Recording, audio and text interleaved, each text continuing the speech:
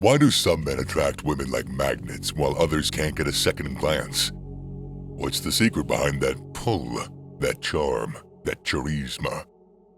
Is there a cheat sheet that you can use to turn you into that man? Well, the answer, gentlemen, is yes. There are proven tricks that can instantly make you more appealing to women. It's all about playing the right cards, making the right moves, ticking the right boxes. You intrigued? You want to know what these tricks are? Might even have some of them without even knowing it. Chapter 1. You have good quality and groomed facial hair. Consider this. A man who hadn't shaved in weeks. His facial hair is messy, uneven. There's a sense of neglect that comes from his appearance, hinting at a possible similar neglect of other aspects of his life. Not an attractive sight, is it? Now imagine another man. This man has facial hair too, but there is a marked difference. His beard, though thick, is well-groomed and neat. It fits his face, it complements his jawline. The image is strikingly different. That's appealing, that's attractive. This man, you feel, takes care of himself. He has self-respect and self-discipline. He understands the importance of presentation. He values himself. He understands that how he presents himself to the world is a reflection of who he is. There is a reason why the healthy look is often associated with attraction and magnetic power. It's not just aesthetic appeal. It's what the beard represents. It's a symbol of maturity. It's a symbol of masculinity, of strength and value as a man. Women are biologically wired to be attracted to these traits, as they signify protection and security. However, do not confuse an unruly beard with a rugged one. A rugged one is maintained. It is not unkempt. It's controlled. Maintaining a well-groomed beard is more than just not shaving. It involves regular trimming and conditioning. An ideal stubble, the kind that strikes the perfect balance between being clean-shaven and having a heavy beard, requires optimal growth of about 5 to 10 days. This length is universally appealing and has been favored by women across cultures. It gives the face a structure and looks that are universally masculine and attractive. It's important to groom and maintain that beard regularly. Keep it clean, keep it conditioned. Chapter 2. You have great body language. You walk into a room full of people. What do they see first? Your clothes? Your haircut? No, gentlemen, what they see first is your body language. The way that you carry yourself, the way that you walk, the way that you hold yourself. That's the first impression that you make. And believe me, that's a lasting one. Having great body language isn't just standing tall or not slouching. It is radiating that confidence, that control, that assurance, that pep in your step. It's basically making a statement without making a word come out of your mouth. It's about commanding respect without demanding it. Let's use our imagination again. 2 men entering a room. One man walks in with his shoulders slumped, his eyes downcast. He takes up as little space as he can. He withdraws into himself. The other walks with his shoulders squared, chin up, eyes forward, owning his space. Which one do you respect more? Which one seems more confident, more in control, more appealing? Let's talk about posture. Having a good posture is not just about physical health, that's mental too.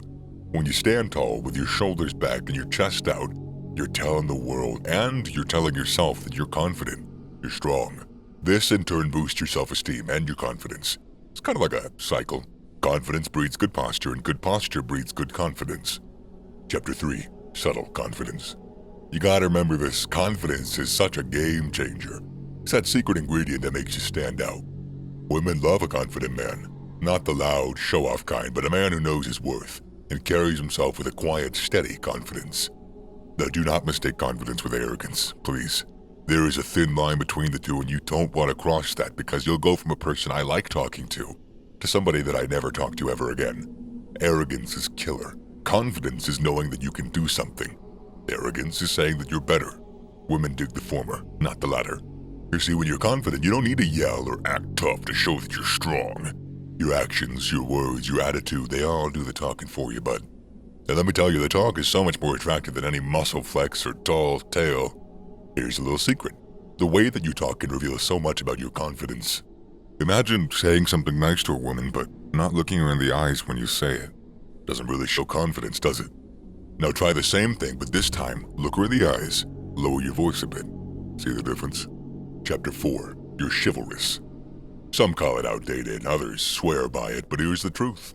Chivalry, in its true essence, is a demonstration of respect. And let me tell you, women love respect. Matter of fact, human beings love respect. In fact, they all crave it. Now don't twist this into some fancy idea of rescuing damsels in distress. It's not what we're talking about. Chivalry is all about showing care, consideration, and yes, respect. It's not considering women weak. It's treating them with egalitarianism and kindness. Let me break it down for you. Walking on the outer side of the sidewalk when you're with a woman? Chivalrous. Offering her her jacket when she's cold? Chivalrous. Walking her home with her comfort in mind, of course? That's chivalrous too. Being nice to kids or pets when she's around? Definitely chivalrous. But why does any of that matter? Because when you display this kind of stuff, you're creating an atmosphere of trust. Women feel safe around you. They know that they can rely on you. And believe me, there is nothing more attractive than a man who can provide a sense of security. Not just financial or anything, but emotional security as well. You're showing her that you're not just a man who can take care of himself, but also those around him. Chapter 5. You can flirt well. Now, a lot of you hotshots out there probably think you got it down. But there's a fine line between successful flirting and landing yourself in the friend zone. Or even worse, the creep zone. First, let's address the basics. Eye contact, smiling. These are the cornerstones of flirting. They're universal, they're super simple, and they're effective. But let's not stop at the basics. Let's get advanced up in here. What works on one woman will probably not work on every woman, and it certainly might not work on the next. But there is one universal trait that every woman appreciates. Some in varying degrees, obviously some are more goofy than others, but that's humor. Humor, gentlemen, is your secret weapon. It is the one thing that can make you stand out in the sea of men trying to win her over. Even with serious women, they will crack a joke every once in a while, I promise. But, humor is subjective. What's funny to you might not be so funny to her. So pay attention to her body language, her verbal response. If she's laughing, if she's engaging, then you're on the right track. If she's not, well then it's time to switch tactics. Now let's talk about pickup lines. They're overused, they suck, they're cliche, and let's be real, they don't work. They just don't. I don't know if you've ever tried a pickup line, it gets laughed at. Instead of relying on some overused line, focus on being genuine. Start with a smile, engage in conversation, and keep it light and fun. But don't forget to monitor the conversation. If it's getting stale or creeping into the creep zone, time to change course. Being aware of how the conversation's going is so crucial for the game of flirting, so have social skills. Yeah. Or even not like necessarily massive social skills, just have social awareness. Yeah, there you go. Chapter 6. You maintain yourself. Boys, let us address a simple truth. No woman wants a man who can't take care of himself. Simple as that. Simple as that.